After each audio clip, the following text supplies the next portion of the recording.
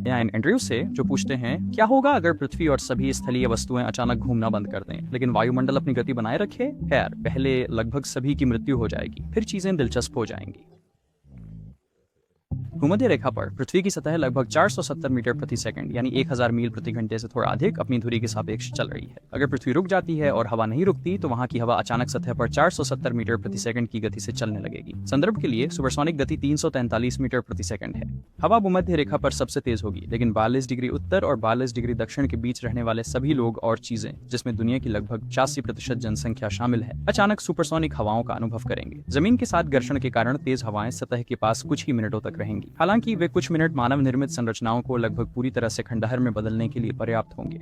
यहाँ तक कि वे संरचनाएं जो खुद हवाओं से बचने के लिए पर्याप्त मजबूत हैं, वे भी मुसीबत में होंगी। जैसा कि कॉमेडियन रॉन व्हाइट ने तूफानों के बारे में कहा, मुद्दा यह नहीं है कि हवा चल रही है, बल्कि यह है कि हवा क्या उड़ा रही है। मान लीजिए आप किसी ऐसे विशाल बंकर में हैं जो 1000 मील प्रति घंटे की हवाओं को सहन कर सकता है। यह अच्छा है, और अगर आपके पास अकेला बंकर होता तो आप ठीक रहते। दुर्भाग्यवश आपके पड़ोसी भी होंगे, और अगर आपके ऊपर की ओर के पड़ोसी का बंकर कम अच्छी तरह से लंगर डाले हुए हैं तो आपके बंकर को उनके बंकर के सुपरसोनिक प्रभाव को सहन करना होगा। मेरा घर बॉस्टन में है, जो सुपरसोनिक हवा के क्षेत्र से बस थोड़ा बाहर है, लेकिन यहाँ की हवाएं अब भी वास्तविक दुनिया के सबसे शक्तिशाली बवंडरों से दोगुनी मजबूत होंगी। इमारतें अब भी छपट्टी हो जाएंगी, अपनी नींव से उखड़ जाएंगी और परिदृश्य में लुढ़क जाएंगी। ध्रुवों के पास हवाएं कम होंगी, लेकिन कोई भी मानव शहर भूमध्य रेखा से इतनी दूर नहीं है कि विनाश से बच सके। ग्रह का सबसे उच्च अक्षांश वाला शहर नॉर्वे के स्वालबार्ड द्वीप पर है, और यहाँ तक कि यह भी ग्रह के वर्तमान सबसे शक्तिशाली उष्णकटिबंधीय चक्रवातों के बराबर हवाओं का अनुभव करेगा। फिर भी मानव जाति विलुप्त नहीं होगी।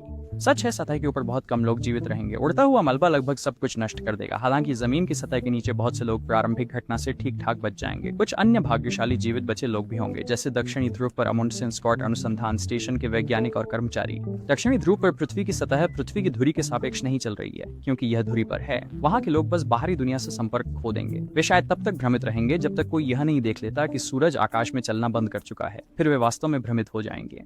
वापस भूमध्य रेखा पर चीजें वास्तव में अजीब हो जाएंगी। महासागरों पर बहने वाली हवाएं पानी की सतह की परत को उथल पुथल और परमाणु बना रही होंगी। कुछ समय के लिए महासागर की कोई सतह नहीं होगी। यह बताना असंभव होगा कि स्प्रे कहाँ समाप्त होता है और समुद्र कहाँ शुरू होता है।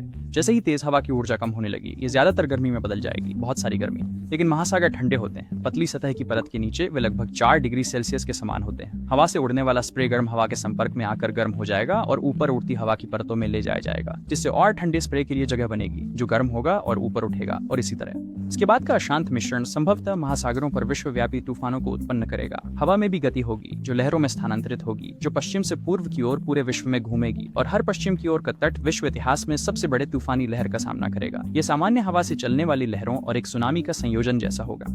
एक अशांत जल की दीवार किनारे पर बहकर आएगी, जो कुछ स्थानों पर कई मील अंदर तक पहुंच जाएगी। अंततः ठंडे महासागर की सतहों पर एक घना कोहरा छा जाएगा। सामान्यतः इससे वैश्विक तापमान में भारी गिरावट आएगी, और ऐसा होगा कम से कम पृथ्वी के एक तरफ। यदि पृथ्वी पूरी तरह से घूमना बंद कर दे तो दिन और रात के सामान्य चक्र समाप्त हो जाएंगे। सूरज आकाश में पूरी तरह से रुक नहीं जाएगा, लेकिन यह बहुत धीमा हो जाएगा। जैसे ही पृथ्वी की कक्षा हमें एक चक्र में ले जाती, हम सूर्य को साल में एक बार उगते और डूबते देखते। खैर, बिल्कुल साल में एक बार नहीं। वायुमंडलीय हवाओं की गति पृथ्वी को वापस स्थानांतरित कर देगी, जिससे यह बहुत धीरे धीरे फिर से घूमने लगेगी, क्योंकि वातावरण पृथ्वी की तुलना में बहुत हल्का है।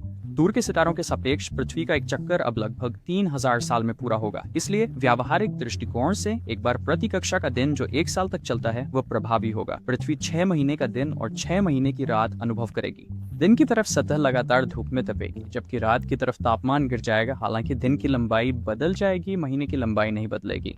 चंद्रमा ने पृथ्वी के चारों ओर घूमना बंद नहीं किया है। वास्तव में चंद्रमा हमारा वफादार साथी आंशिक रूप से एंड्रयू द्वारा किए गए कार्य को उलटने का काम करेगा। याद रखें, यह सब एंड्रयू की गलती है। एंड्रयू से पहले चंद्रमा के गुरुत्वाकर्षण द्वारा उत्पन्न पृथ्वी की ज्वारीय उभार ने हमारे घूर्णन को धीमा कर दिया था, जबकि चंद्रमा को एक ऊंचे कक्ष में खींच लिया था। एंड्रयू द्वारा पृथ्वी की घूर्णन गति रोकने के बाद चंद्रमा का गुरुत्वाकर्षण पृथ्वी को खींचेगा और बहुत बहुत बहुत धीरे धीरे हमें फिर से थोड़ा तेज कर देगा, जबकि यह धीमा हो जाएगा। अंततः कोई फिर से पूछ सकता है, क्या होगा अगर पृथ्वी अचानक घूमना बंद कर दे? धन्यवाद चंद्रमा।